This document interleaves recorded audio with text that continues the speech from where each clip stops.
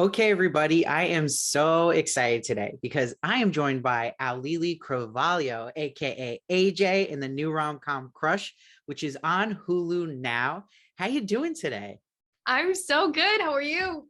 I'm doing great. I'm so excited to be joined by you. I absolutely love this film. I think this is going to be one of those rom-coms that stays and people play forever and ever and rewatch. It's so much fun and it's really, really strong. And obviously, you have a great performance in it.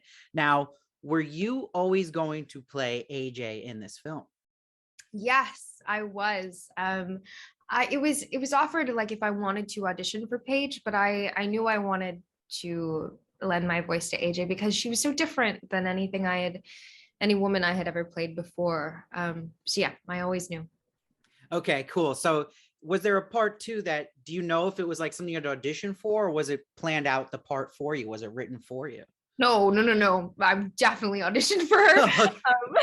I remember reading the script and then getting the sides and then going and having a meeting with the director and talking about AJ. And basically, my favorite part about auditioning is doing the homework of kind of like, what do I like to eat? Why am I saying this line? Like, kind of just the backstory behind the character. And so speaking to Sammy Cohen, our director, was really helpful because I was also I was also like, I don't know, she feels really like emotional and plays things close to her chest. Like, I think that she's a Scorpio. And I remember Sammy being like, well, I'm a Scorpio, so that checks out. And I thought that was very funny. And but yeah, I always knew I wanted to play AJ.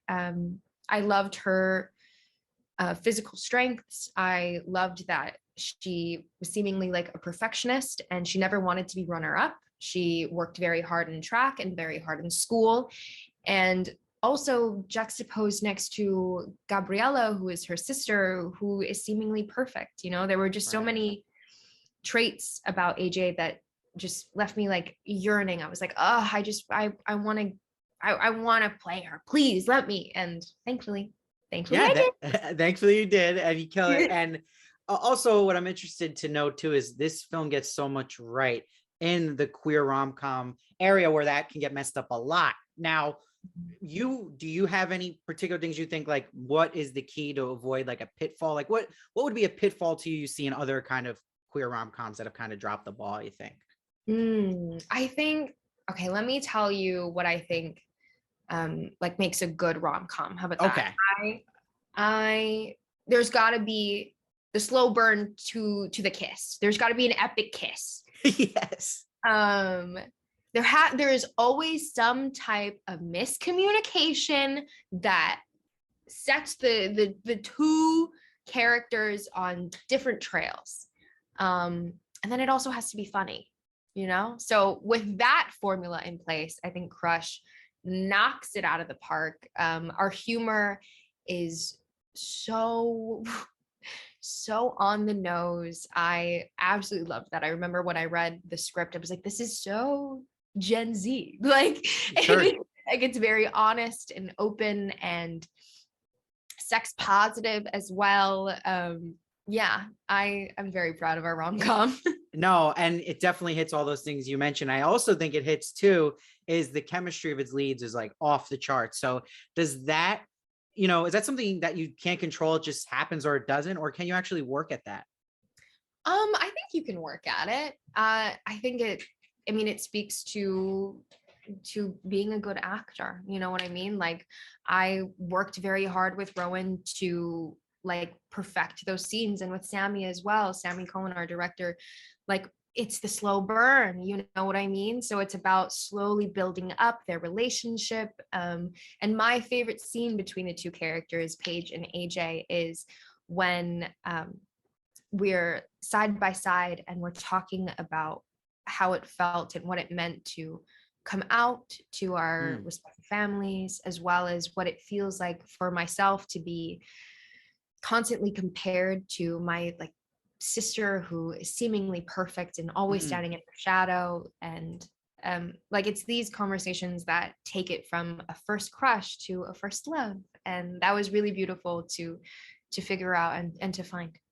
Yeah, and there is a lot of beautiful moments in this, and like you mentioned too, there's a lot of really funny moments, which I love. But I think that's also very honest too, like because we all experienced that in high school. So was it surreal to you to jump back to your high school days? And was there any maybe moments in particular, maybe on set or in scenes that really felt like somewhere you'd been before?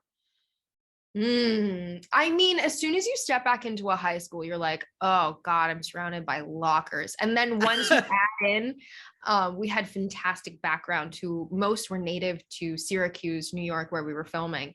I was like, oh, suddenly I smell body odor and I'm right back. You know what I mean? Like once Yeah, the hallways are packed and you have to push your way into like to get to the next class, you're in it.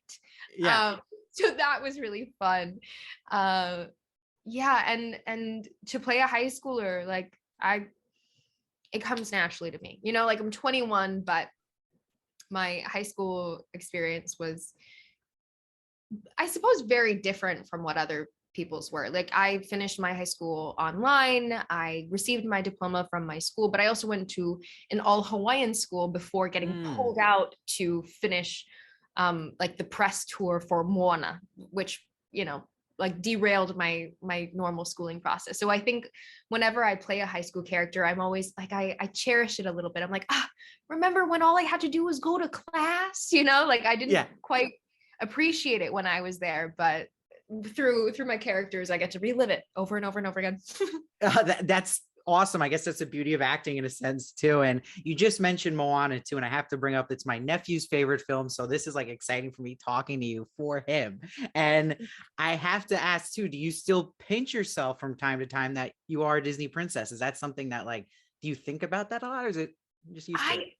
I really don't think about it, you know, like I don't exist like this. I'm Right. very like I mean I'm from Hawaii, like born and raised in Hawaii. I like watching Studio Ghibli films. They're my comfort movies. Like I just don't think of myself as a like a Disney princess, you know, like I don't really watch Moana over and over like some other nephew might. But Yes. always like it warms my heart to know that I'm like making an impact. And the film came out in 2016, you know, when I was 16.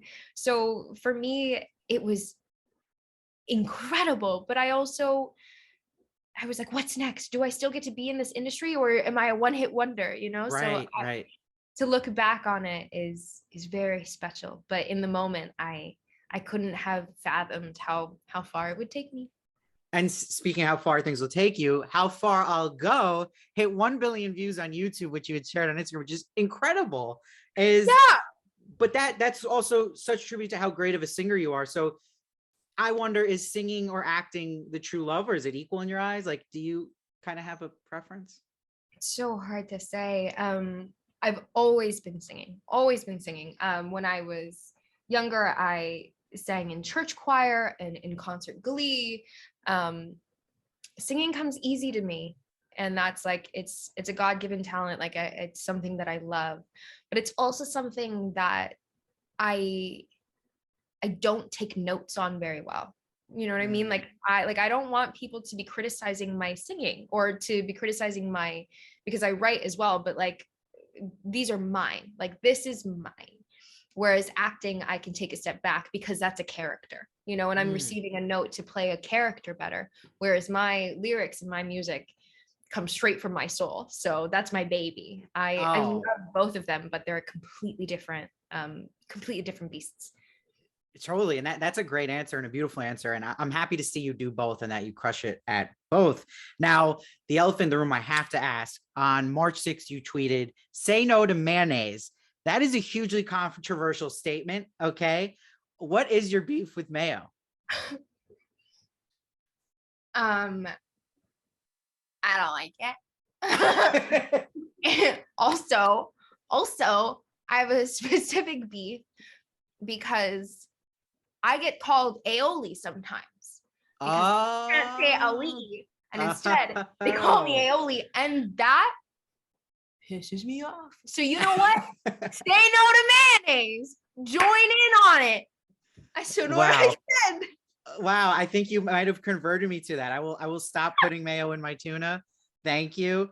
Everybody, check out Auli'i, crush it on Crush on Hulu now. Thank you so much for joining me today, and I hope to talk to you in the future. Thank you. Me too. Have a great day.